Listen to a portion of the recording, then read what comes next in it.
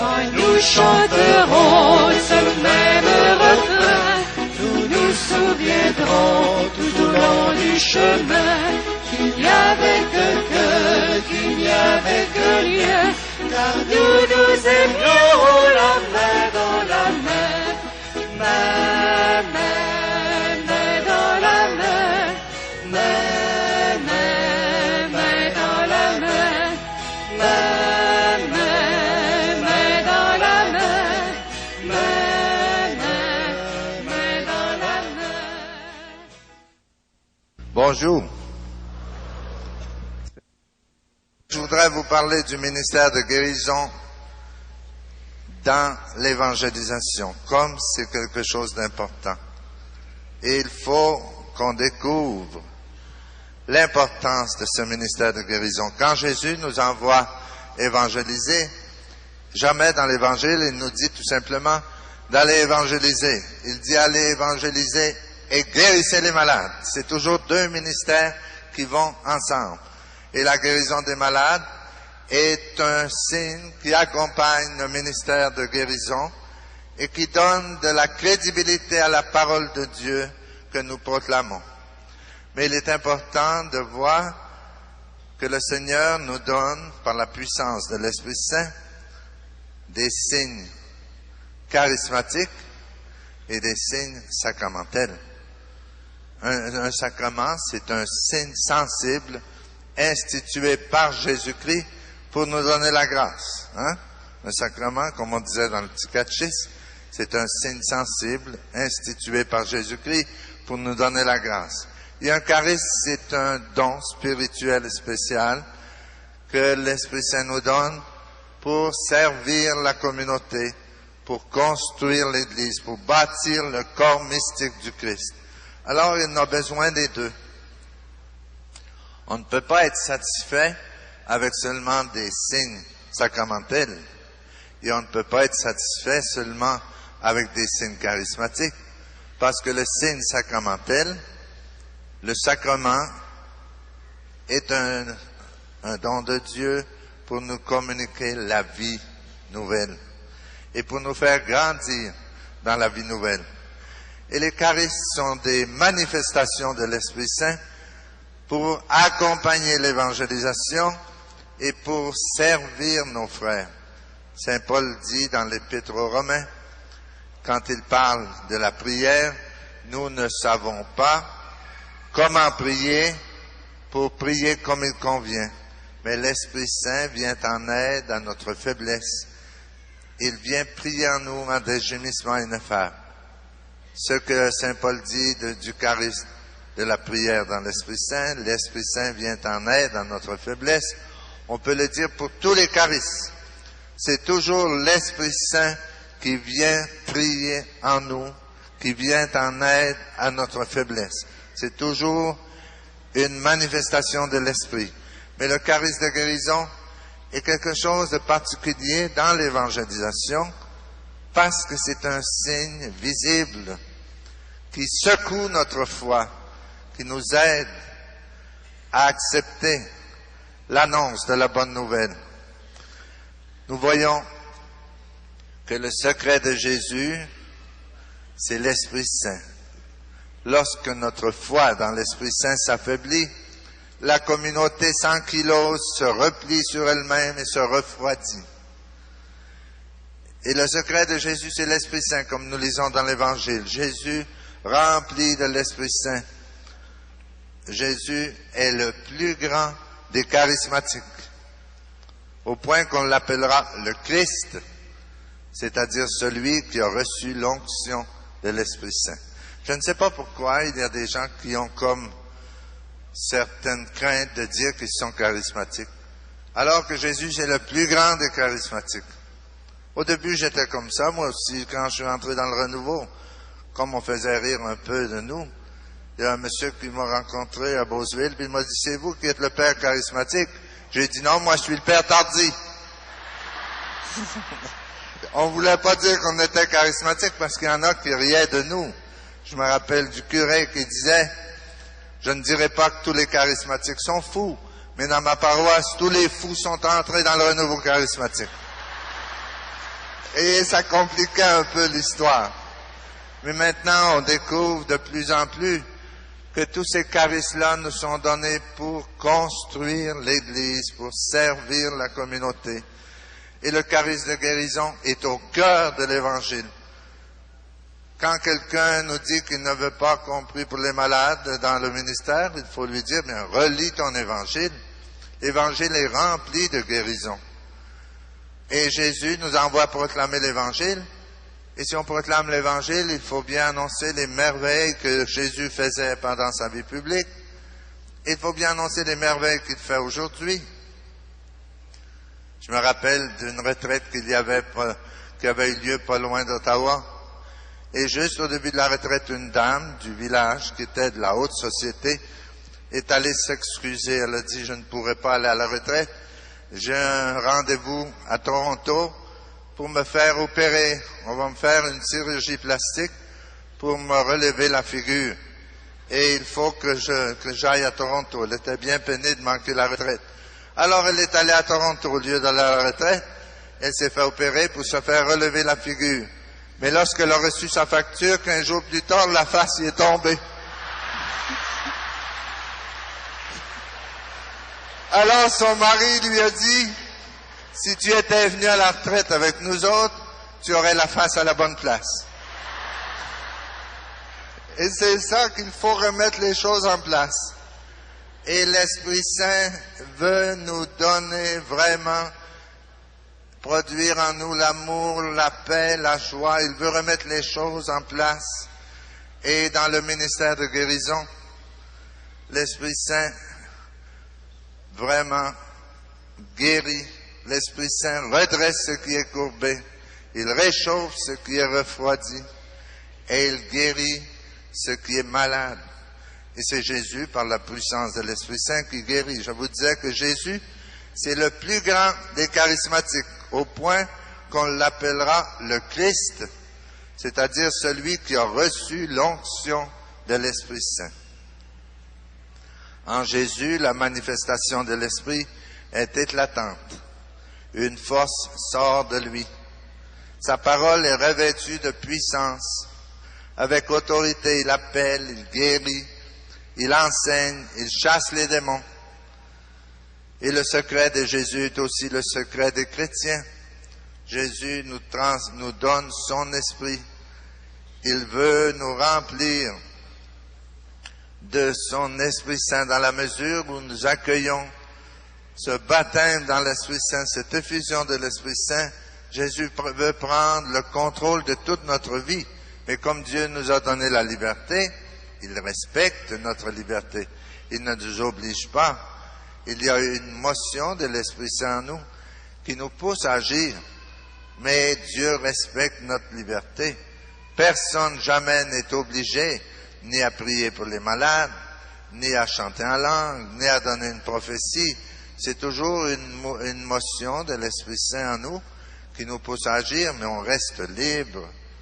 De même, dans le ministère de guérison, hier après-midi, vous avez vu comment le Seigneur nous donne des paroles de connaissance pour annoncer certaines guérisons qu'il fait, mais il ne nous oblige pas. Il y a une poussée intérieure, comme un désir d'annoncer telle chose, mais jamais Dieu nous enlève notre liberté. Il nous a donné la liberté, il respecte notre liberté.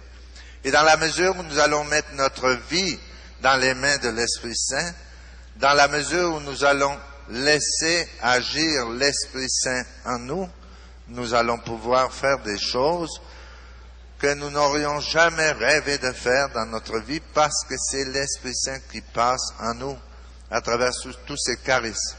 Alors les signes sacramentels nous sont donnés, les sacrements, pour nous communiquer la grâce, la vie divine, la vie nouvelle. Et au baptême, nous recevons la grâce, nous recevons cette grâce de devenir enfants de Dieu, temple vivant de l'Esprit Saint, héritier du ciel. Et dans les autres sacrements, nous recevons une augmentation de la grâce en nous.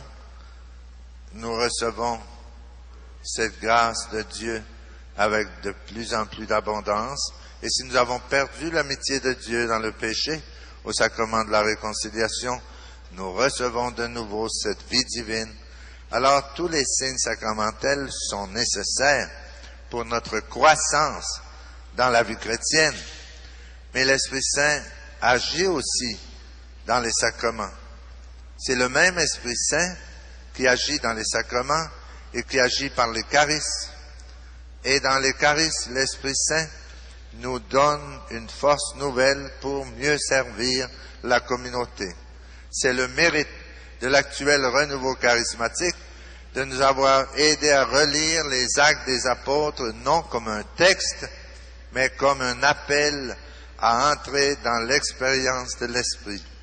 Et le renouveau charismatique, c'est la redécouverte expérimentale de la puissance de l'Esprit Saint. Redécouvrir d'une façon expérimentale, en faire l'expérience personnelle de la puissance de l'Esprit Saint dans nos vies et dans l'Église, pour évangéliser, pour vivre l'Évangile et pour être témoin de Jésus ressuscité partout à travers le monde.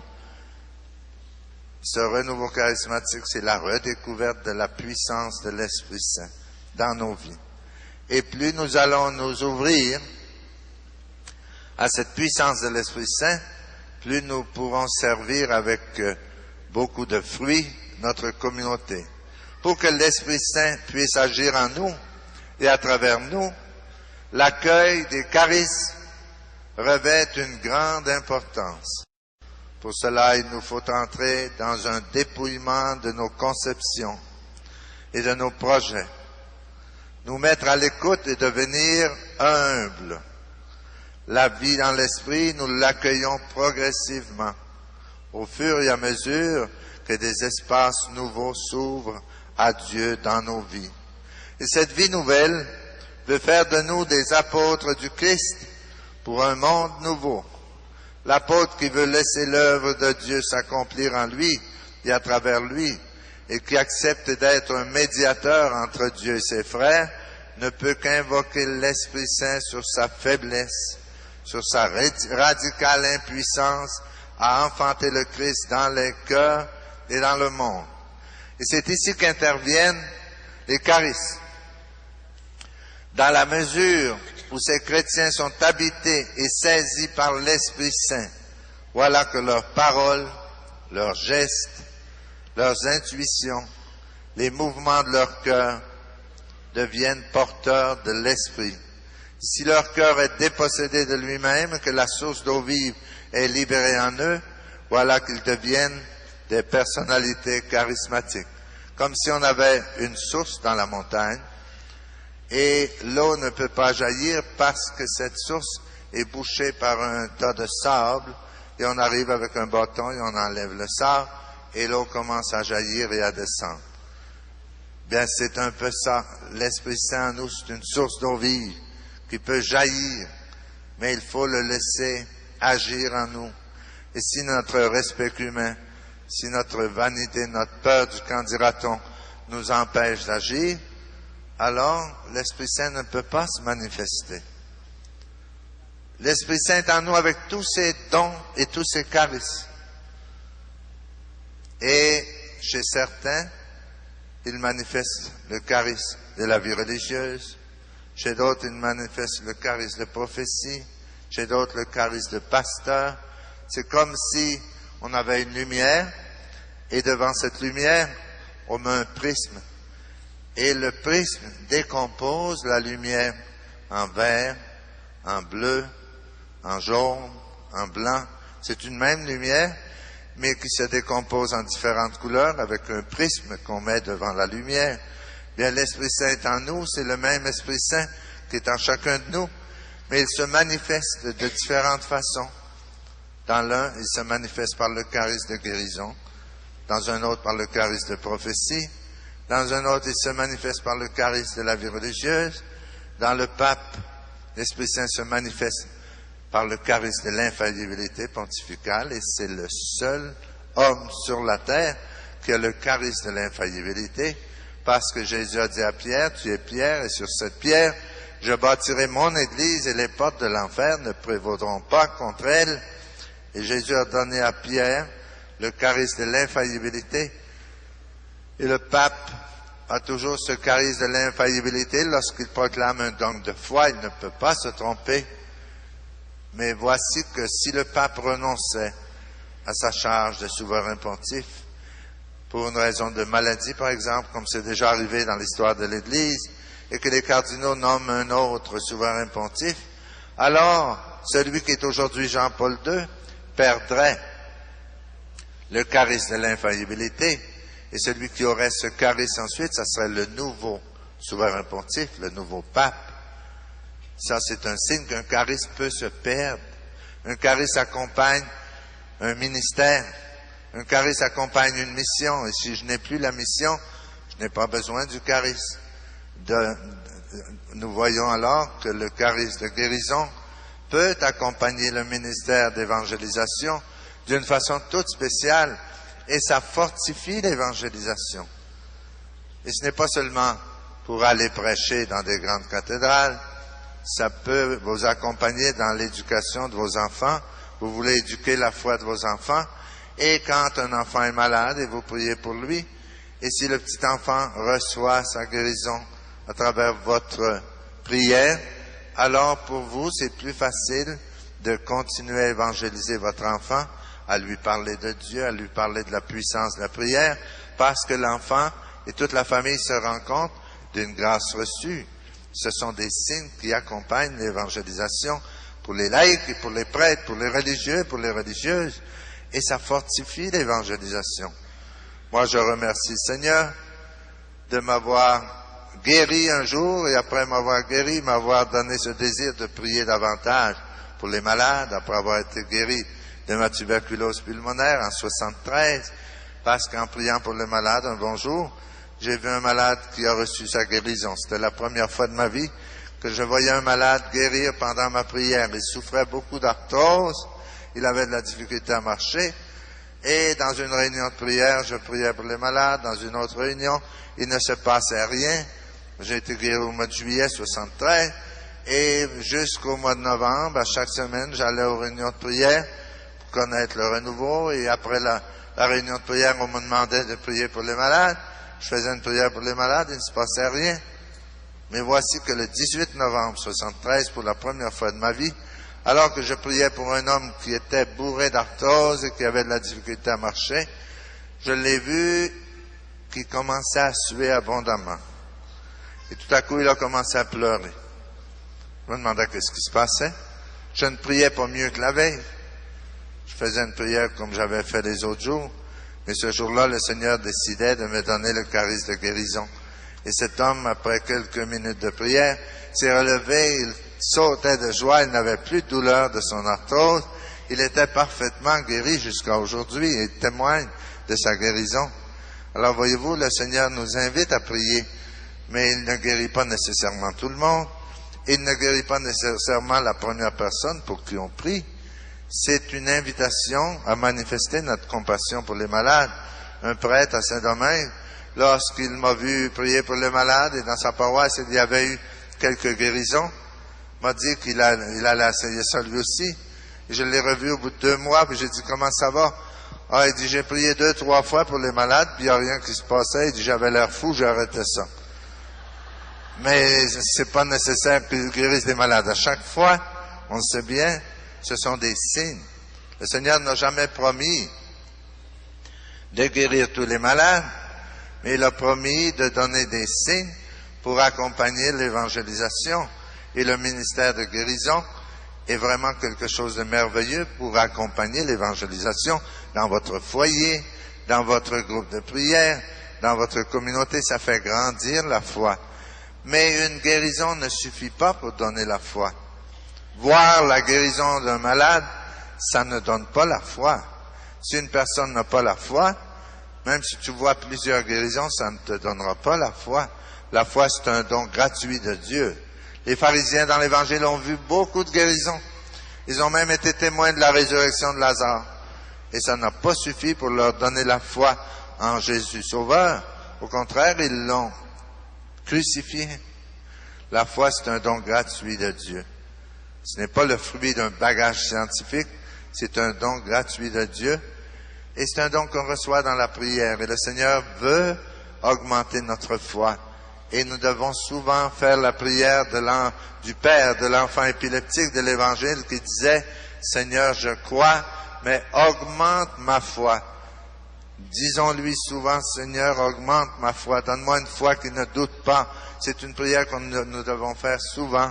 Et alors, le Seigneur, pour fortifier notre foi, pour la faire grandir, nous donne des signes comme ça.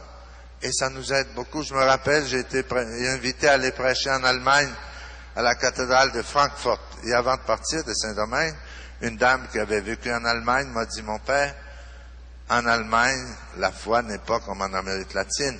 Elle a dit, là-bas, les gens sont froids. Ce n'est pas comme en Amérique latine. Elle a dit, si vous avez 200 ou 300 personnes à votre retraite, vous pourrez remercier le Seigneur. Mais j'ai dit, je ne vais pas là pour la multitude, je vais prêcher à ceux qui seront présents. Et alors, je suis arrivé à la cathédrale de Francfort, et à ma grande surprise, il y avait 6000 personnes dans la cathédrale. C'était rempli. Alors, quand j'ai commencé ma première conférence, j'ai dit aux gens, si vous voulez savoir l'importance des charismes que l'Esprit Saint renouvelle aujourd'hui dans l'Église, regardez l'assistance.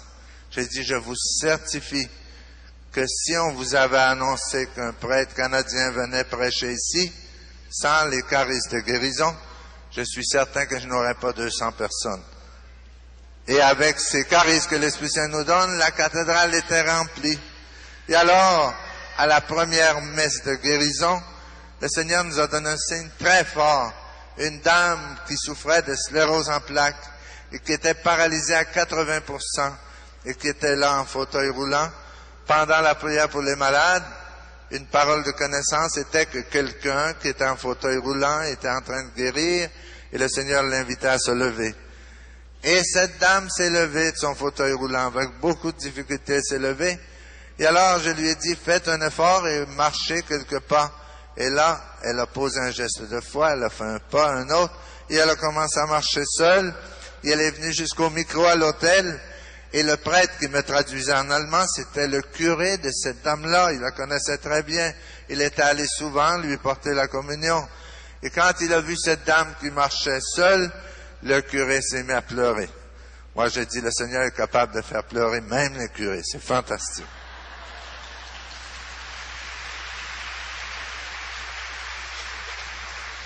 Et j'ai demandé au curé, la dame a remercié le Seigneur de pouvoir marcher de nouveau après tant d'années. Et j'ai demandé au curé, vous me donnerez des nouvelles de cette guérison. Parce que c'est pas tous les jours qu'on voit des guérisons de sclérose en plaques, c'est moins fréquent. Et le curé m'a écrit à Noël, la dame a été guérie en novembre. À Noël, il m'a dit, sa guérison est parfaite, 100%, et les médecins sont étonnés. Ils ne peuvent pas expliquer ce qui s'est passé. Mais nous pouvons l'expliquer. Et moi, je sais, ce qui s'est passé, c'est que Jésus est vivant et il peut guérir de la sclérose en plaques. C'est le même Jésus qui a ressuscité Lazare du tombeau. Il est le maître de l'impossible. Il ne faut pas limiter la puissance de Dieu. Il ne faut pas dire, ma guérison, ma maladie, c'est assez grave, le Seigneur ne peut peut-être pas la guérir. Il est notre Créateur. C'est lui qui nous a façonnés. Et le Seigneur, en donnant des signes dans l'évangélisation, veut nous aider à découvrir sa présence vivante dans l'Église aujourd'hui. Ce sont des signes qui accompagnent l'évangélisation. Et accueillons-les. Bien sûr qu'on a besoin de signes sacramentels et de signes charismatiques. C'est le même Esprit Saint qui agit à travers les sacrements et à travers les charismes. À travers les sacrements pour nous communiquer la vie nouvelle, la vie de la grâce, pour nous faire grandir dans la vie nouvelle, et à travers les charismes pour nous aider à mieux servir la communauté. Et ce charisme de guérison est en train de se multiplier, s'étendre partout à travers le monde. On va chanter un petit peu et on va continuer. Esprit de vie, transformez mon cœur en fruit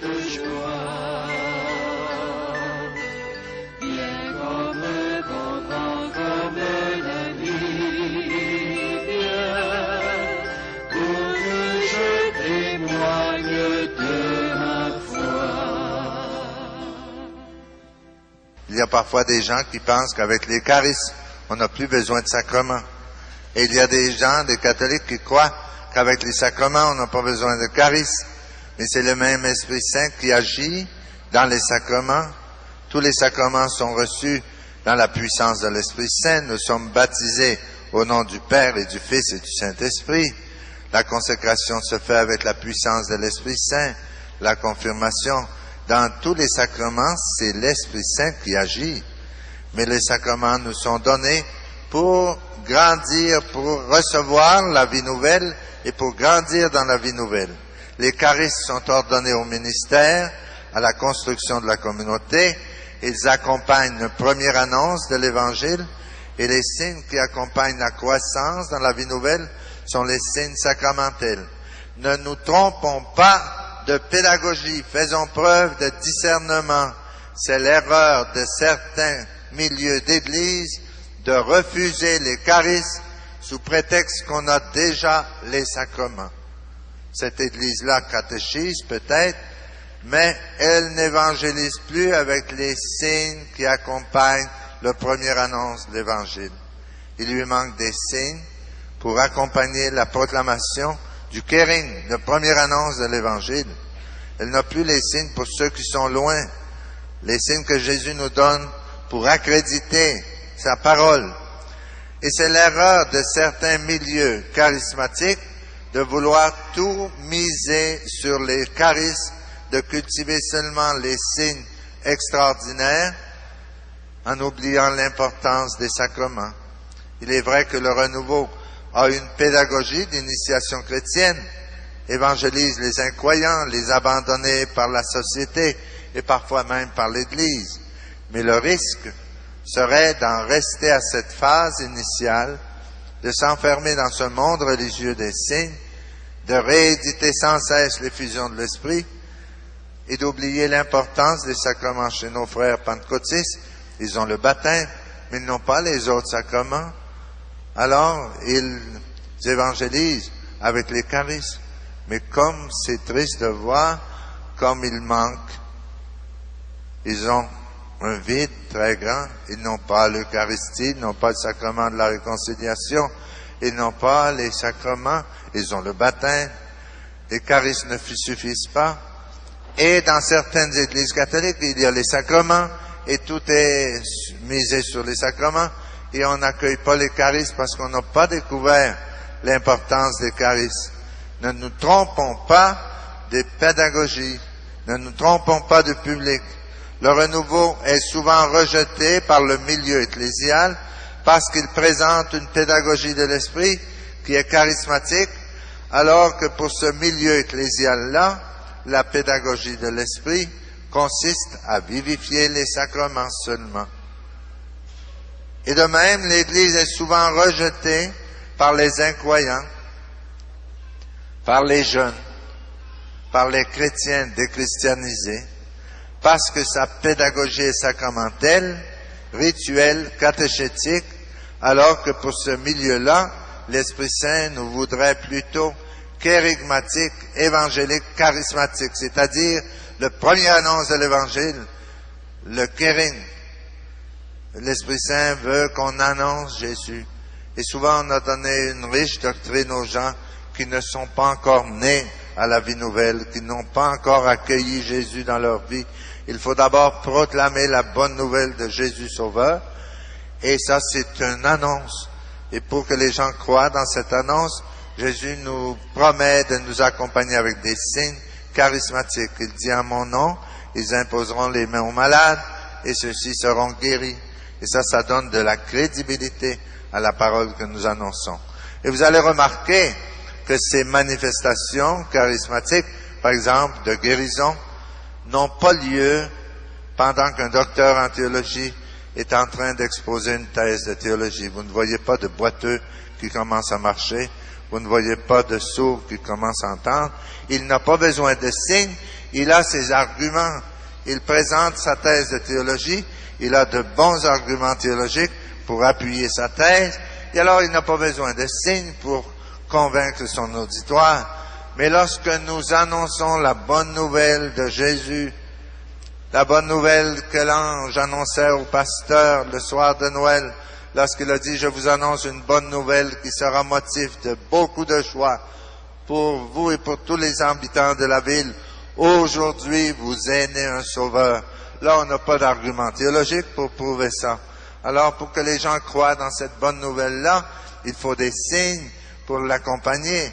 Et Jésus nous envoie annoncer l'Évangile, la bonne nouvelle du salut, et il nous promet de nous accompagner avec des signes. Et ce sont des signes charismatiques qui accompagnent cette annonce de l'Évangile. Quand on découvre l'importance des charismes, alors on arrête d'avoir peur. On arrête de déprécier les charismes. Je prêchais en Australie il y a 2 ans, et après avoir prêché à Melbourne, où le Seigneur nous avait bénis beaucoup, on avait eu une assemblée de 11 000 personnes en plein air, et le Seigneur avait guéri une femme qui était aveugle depuis 9 ans, Bibiana Piscopo. Elle était aveugle, quelqu'un l'avait amenée à la réunion en la conduisant par la main, et pendant la messe et pendant la prière pour les malades, Bibiana a commencé à voir, elle a crié sa joie, et on l'a invitée à venir en avant. Et là, elle a témoigné que depuis 9 ans, elle avait souffert de la malaria qui avait attaqué la rétine de ses yeux, et elle ne voyait plus. Et voici que pendant la messe, le Seigneur l'avait guérie. Et c'était une grande joie dans l'assemblée. Et après la guérison de Bibiana, on est allé avec le responsable du Renouveau national à Sydney pour prêcher à Sydney. Et là, on est allé saluer le cardinal. C'est normal. Et le responsable du Renouveau, croyant intéressé, le cardinal de Sydney, lui a dit « Excellence, imaginez-vous qu'à Melbourne, la semaine dernière, une dame qui était aveugle depuis 9 ans a retrouvé la vue. » Et le cardinal lui a dit « Ne me parle pas de guérison, ça ne m'intéresse pas. Moi, ce qui m'intéresse, c'est les conversions. » Moi, je suis tombé froid. J'ai dit « Mon Dieu, il n'a pas lu son évangile, celui-là. » Parce que dans l'Évangile, les guérisons accompagnent l'évangélisation et nous invitent à la conversion. Et lui, il dit, ne me parle pas de guérison, ça ne m'intéresse pas. Je me disais, si un jour, il tombait malade comme je l'étais, et que quelqu'un allait prier pour lui et qu'il guérirait, là, ça l'intéresserait, la guérison. Ceux qui ne sont pas intéressés dans la guérison, c'est les gens qui n'ont jamais été malades. Ils n'ont pas de compassion pour ceux qui souffrent. Mais ceux qui ont été malades et qui reçoivent une guérison du Seigneur, là, ils commencent à avoir plus de compassion pour les autres. Et croyez-le, les guérisons sont des signes qui accompagnent la parole de Dieu et qui nous invitent à la conversion. C'est pour ça que le ministère de guérison, nous devons découvrir qu'il est au centre, au cœur de l'Évangile. Quand Jésus guérit le paralytique, il lui dit d'abord, tes péchés te sont remis. Il y avait là des pharisiens et des scribes qui commencèrent à murmurer, dit l'Évangile. Et ils ont dit, qui est celui-ci pour pardonner les péchés, si Dieu seul peut pardonner les péchés? Et alors Jésus a dit une parole très lumineuse qui nous aide à comprendre l'importance du ministère de guérison dans l'évangélisation. Quand Jésus a dit, qu'est-ce qui est plus facile, dire à cet homme, tes péchés te sont remis, ou lui dire, lève-toi, prends ton grabat et marche? Et Jésus a dit, pour que les hommes sachent que le Fils de l'homme a sur la terre le pouvoir de pardonner les péchés, lève-toi, prends ton grabat et marche. Et le paralytique commence à marcher. Ça, c'est l'Évangile. C'est là qu'on voit l'importance du signe. Les pharisiens ne croyaient pas la parole de Jésus qui avait dit, tes péchés te sont remis. Et Jésus dit, pour que les hommes sachent que le Fils de l'homme a sur la terre le pouvoir de pardonner les péchés, lève-toi, prends ton grabat et marche. Et le signe de guérison confirmait la parole que Jésus avait dite, la parole à laquelle les pharisiens ne croyaient pas. Alors, je vous disais que le renouveau est souvent rejeté par le milieu ecclésial et par certains prêtres, parce qu'il présente une pédagogie de l'esprit qui est charismatique, alors que pour eux, l'important, c'est les sacrements. Les sacrements sont très importants, mais c'est pour nous alimenter dans la vie nouvelle. Mais les charismes sont importants aussi pour accompagner l'évangélisation. Depuis que le renouveau charismatique est apparu dans l'Église, plus ça grandit. Quand on veut prêcher une retraite, on ne peut plus faire de retraite dans les églises, c'est trop petit. Il y a des curés qui se plaignent parce que leur église est vide. Moi, je leur dis, ouvre les portes à l'Esprit Saint et ton église va devenir trop petite. Laisse agir l'Esprit Saint dans ton église.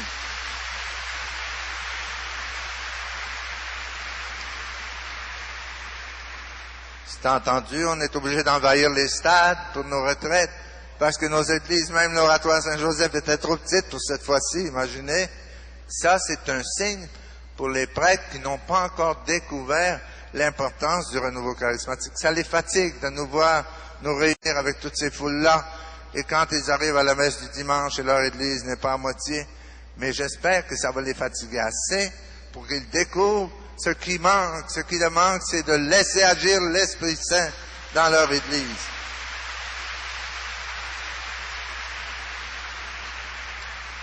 Je me rappelle, l'an dernier, je prêchais au Brésil et à Sao Paulo, il y avait une conférence nationale des évêques du Brésil. Ils étaient réunis pour une semaine. Et le thème de leur réunion, c'était « Quoi faire pour arrêter les catholiques de s'en aller aux églises pentecôtistes ?» Au Brésil, il y a beaucoup de catholiques qui passent à l'église pentecôtiste. Et c'était le thème de la réunion. Et moi, j'ai dit à l'un d'eux, « me semble qu'on n'a pas besoin d'une réunion d'une semaine là-dessus. Vous n'avez qu'à ouvrir vos églises aux manifestations de l'Esprit Saint. Et les catholiques ne s'en iront pas chez les pentecôtistes, ils vont rester chez vous. Mais si vous parlez seulement de la théologie de la libération et de la politique et des problèmes d'injustice sociale, les catholiques se fatiguent d'entendre parler tellement de ces choses-là. Ils veulent entendre parler de Jésus. Ils veulent connaître Jésus. Il y en a qui changent à cause de ça. On le sait qu'il y a des injustices. On le sait qu'il y a des injustices, mais c'est pas ça la bonne nouvelle. La bonne nouvelle, c'est que Jésus est venu pour nous aider à bâtir la justice. Il faut connaître Jésus, il faut connaître son évangile, et alors, peu à peu, les injustices vont disparaître, peu à peu. On n'a pas besoin de discuter longtemps. L'Esprit Saint est là, il veut nous aider à évangéliser. C'est lui qui va remplir nos églises. C'est l'Esprit Saint qui est l'âme de l'évangélisation. Alors, pour accueillir les charismes, pour les exercer, il faut mourir à nous-mêmes. Notre réputation, c'est pas important, il faut la donner à Jésus. On se fera critiquer, comme on s'est fait critiquer, par exemple, il y a quelques années au stade. Qu'est-ce que ça fait? Il y a un prêtre qui disait, le Père Tardy ne voudra plus jamais prêcher à Montréal, après ce qu'ils ont dit après la réunion du forum.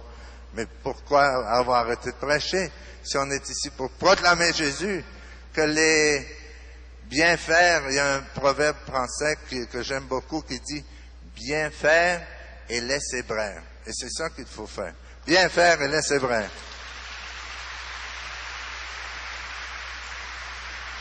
Parce que le Seigneur nous invite tous à accueillir les manifestations de l'Esprit Saint, à accueillir les manifestations de l'Esprit Saint et à être docile à l'action de l'Esprit Saint.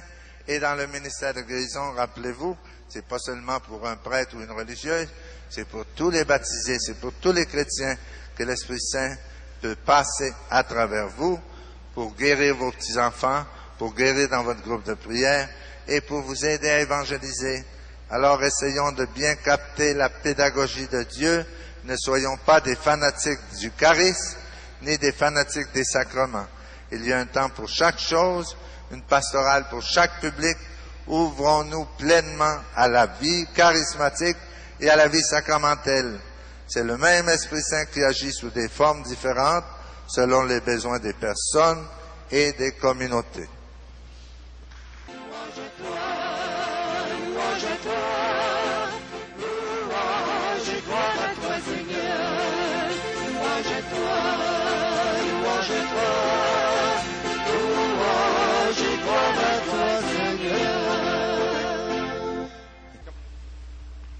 Frères et sœurs, nous avons voulu ce soir célébrer l'Eucharistie avec la liturgie du Saint-Sacrement pour nous rappeler tous ensemble l'importance de l'Eucharistie.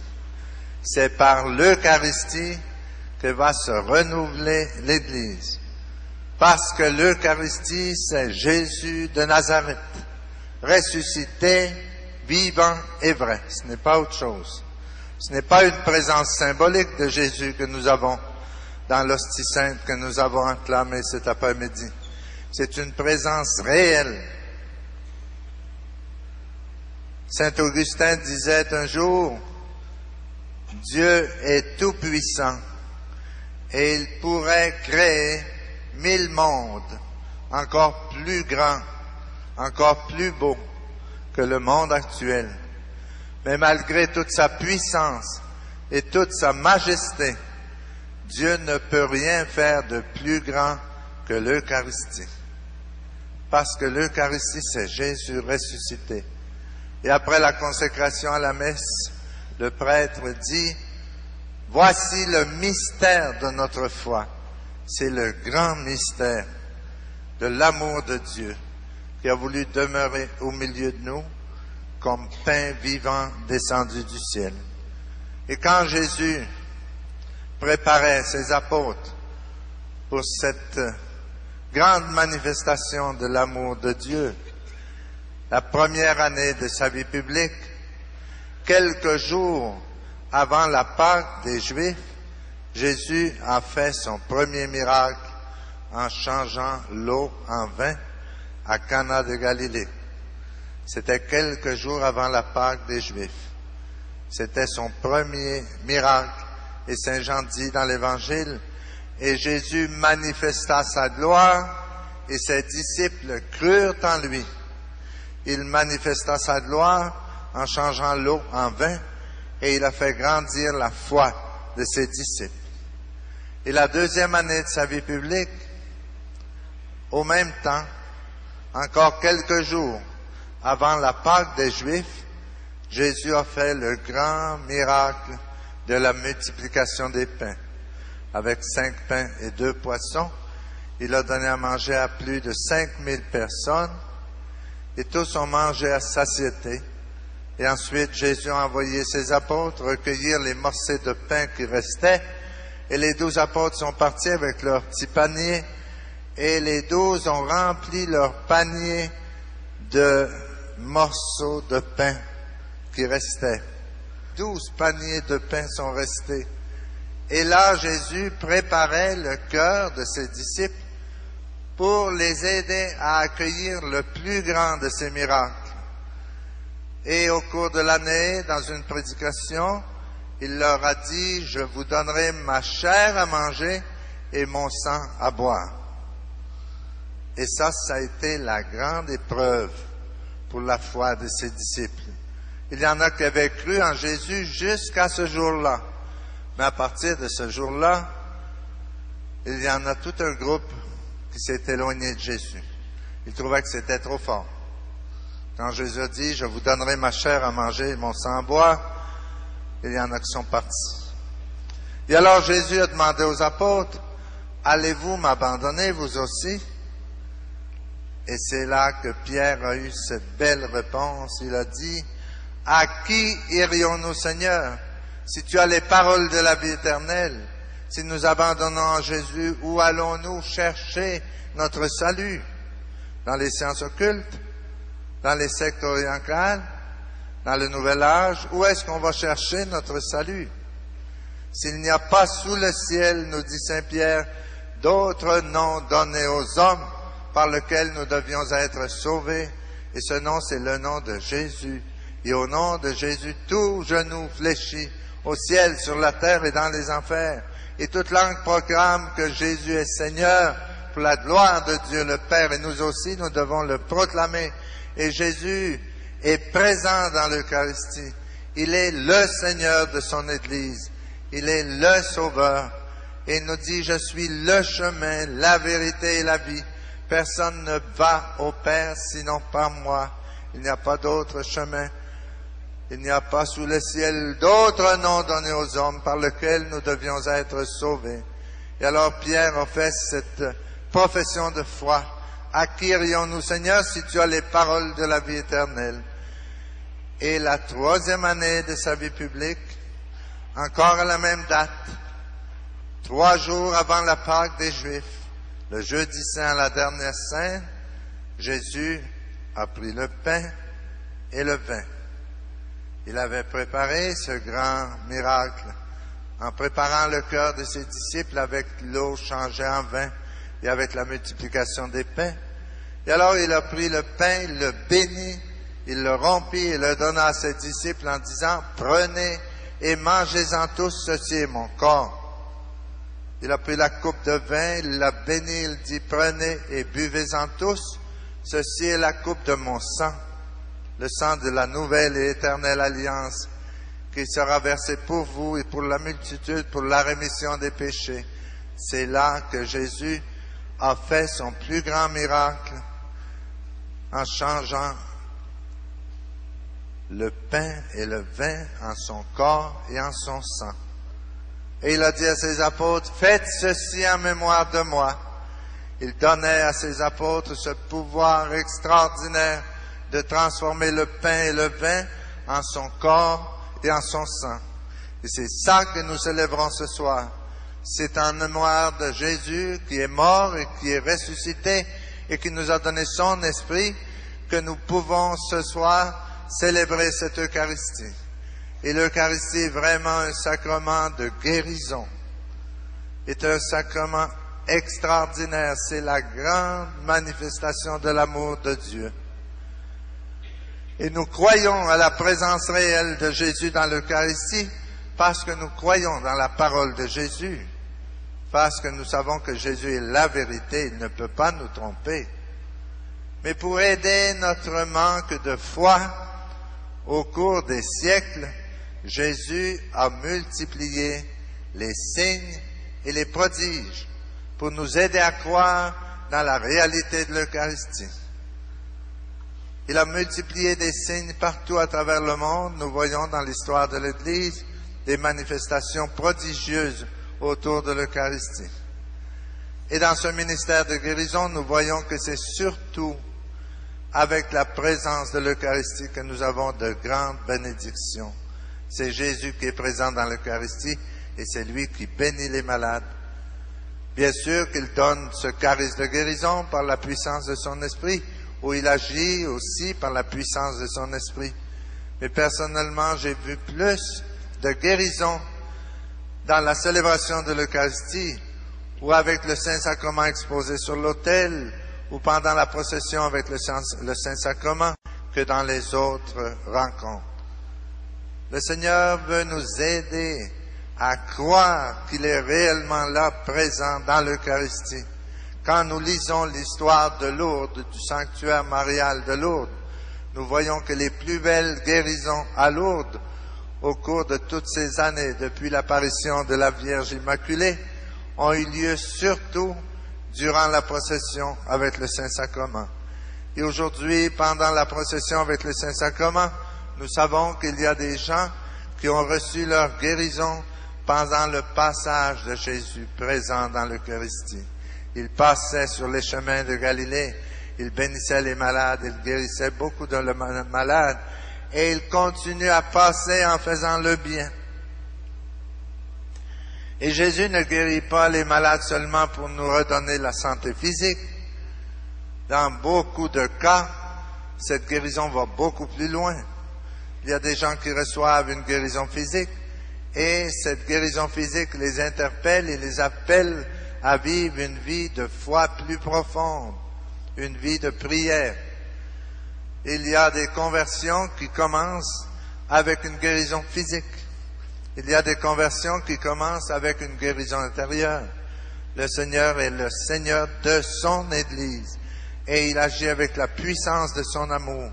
Et quand il touche les corps, il touche aussi les cœurs. Je me rappelle que l'an dernier, à Miami, nous avions un congrès marial où je prêchais avec le père Slavsko de Medjugorje. Et nous avions, dans un grand amphithéâtre au Hyatt Hotel, nous avions 5000 personnes réunies pour un congrès marial de 3 jours où on a commenté les messages de la Vierge de Medjugorje, la Reine de la Paix, où nous avons commenté l'importance de la prière et du jeûne pour la paix dans le monde. Et voici que, durant ce congrès, nous avons eu aussi une Eucharistie pour les malades, comme nous avons ce soir. Et il y avait parmi les nombreux malades qui nous accompagnaient un homme qui s'appelait Carlos, qui avait une tumeur cancéreuse au cerveau. Et cette tumeur très forte, très avancée, avait causé chez lui la paralysie, il ne pouvait plus marcher seul. Et ça avait causé la cécité. Il avait perdu la vision. Et depuis quelques semaines, il était devenu sourd. Cette tumeur l'affectait péniblement.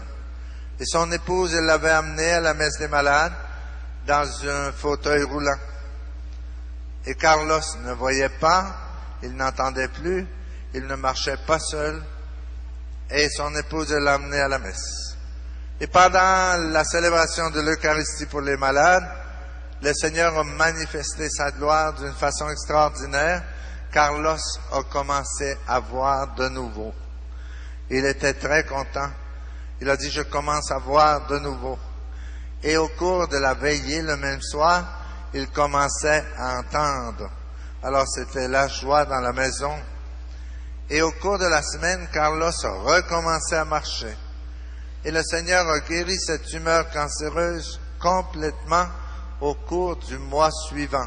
C'était en avril. Et Carlos a commencé à donner son témoignage. Mais son témoignage était très fort parce que non seulement il racontait sa guérison physique, mais il nous racontait dans son témoignage qu'avant d'être malade, lui n'était pas baptisé. Il était un homme d'Amérique latine qui n'avait pas eu une famille chrétienne pour l'orienter et il n'avait pas reçu le baptême. Et après sa guérison, son premier souci avec le désir de son épouse aussi, ça a été de se préparer pour recevoir le sacrement du baptême. Ils ont eu une belle fête, un groupe de charismatiques, du groupe de prière où participait son épouse, et Carlos a reçu le sacrement du baptême. Et ensuite, il a reçu le sacrement de la confirmation. Et il s'est préparé avec son épouse pour recevoir le sacrement du mariage. Ils étaient mariés seulement au civil. Et Carlos s'est préparé pour faire sa première communion. C'était la joie dans la maison. Alors il a reçu le baptême, il a reçu la confirmation, il a reçu le sacrement du mariage. Son mariage a été béni et il a fait sa première communion. Et il témoignait dans beaucoup de groupes de prière. Un jour, au cours de l'année, il est allé en République dominicaine, à la Romana, où on avait une retraite et nous avons invité Carlos à donner son témoignage. Il était là avec son épouse et ses deux petites filles. Et c'était un témoignage très beau et très complet. Une guérison d'une tumeur cancéreuse qui lui avait permis de retrouver la vision. Il pouvait entendre de nouveau. Il pouvait marcher de nouveau. Et ça l'avait conduit à recevoir le baptême, l'Eucharistie et le mariage chrétien. Et ça, c'était en février l'an dernier. Et cette année, je suis allé prêcher au congrès charismatique de Miami au mois de mai. Et à ma grande surprise, j'ai appris que Carlos venait de mourir. Il a eu une petite maladie, apparemment pas trop compliquée. Il avait un malaise d'estomac. Il est entré à la clinique au mois de mai. Et il a pris un médicament qui était trop fort pour lui. Et au bout de quelques jours, Carlos mourait dans la paix du Seigneur après avoir reçu l'Eucharistie. Et là, ça nous a interpellé tout le monde. On se demandait comment se fait-il que le Seigneur l'a guéri et qu'il vienne le chercher si vite que ça. Et son épouse était là au congrès charismatique avec ses deux petites filles et son petit enfant qui est né quelques jours avant la mort de Carlos. Et alors nous avons appelé l'épouse si elle voulait nous donner un témoignage. Et elle a donné un témoignage très beau. Elle était vêtue de noir, en deuil, mais elle nous a donné un témoignage très beau en nous disant « Je remercie le Seigneur d'avoir guéri Carlos de cette tumeur cancéreuse parce que cette guérison lui a permis de rencontrer Jésus, de recevoir le baptême, de faire sa première communion et nous avons pu recevoir le sacrement du mariage. Et je remercie le Seigneur d'avoir guéri Carlos pour le préparer à recevoir tous ces sacrements dans sa vie. Et elle nous disait dans son témoignage, je sais très bien que Jésus aussi avait guéri Lazare, il l'avait ressuscité du tombeau, mais ensuite Lazare est mort. Et les malades que Jésus a guéris durant sa vie publique sont morts aussi. Le seul qui est ressuscité pour ne pas mourir, c'est Jésus. Il a dans les mains les clés de la mort, nous dit l'Apocalypse. Il est le premier-né d'entre les morts. Et il nous promet que nous ressusciterons tous, nous aussi, le dernier jour. Et lorsqu'il nous parle de la résurrection, il nous dit, celui qui mange ma chair et boit mon sang aura la vie éternelle et moi je le ressusciterai le dernier jour. Si on guérit physiquement, ça peut durer 10 ans. Ma guérison, moi, ça fait 19 ans déjà et j'en remercie le Seigneur. Mais on sait très bien qu'une guérison, c'est pas éternel, une guérison physique. Mais si on reçoit une guérison spirituelle, ça c'est pour la vie éternelle. C'est pourquoi ce soir, je vous invite à ne pas demander seulement votre guérison physique.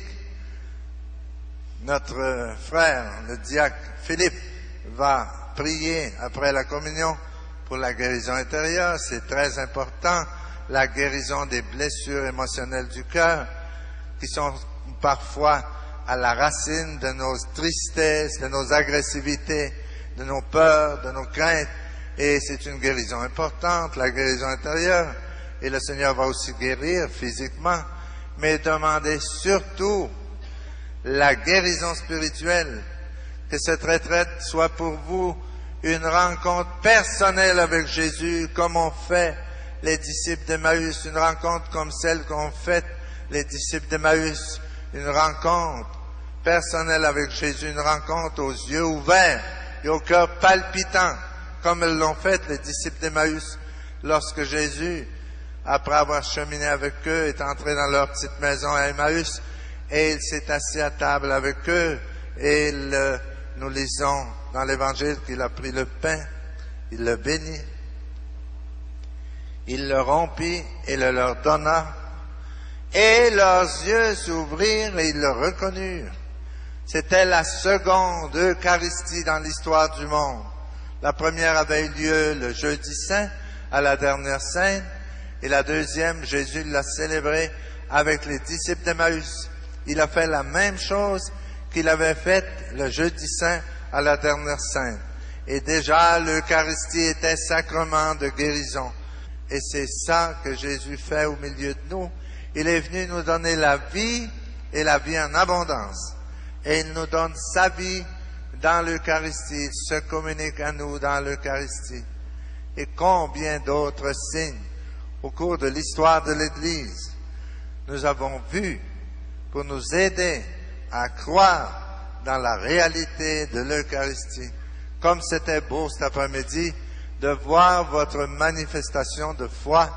Moi, je remercie le Seigneur de voir que vous conservez une foi vive dans la présence réelle de Jésus dans l'Eucharistie.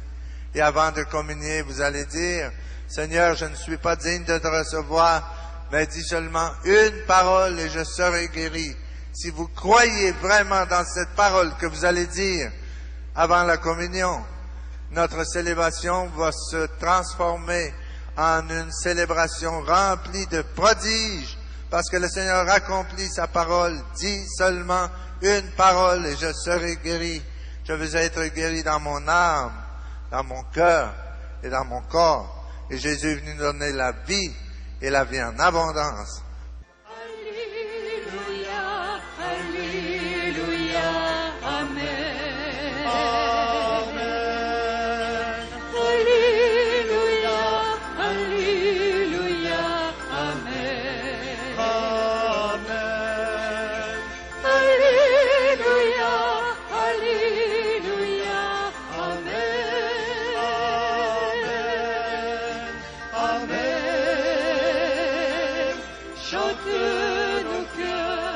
Oh oui, Jésus, je t'aime.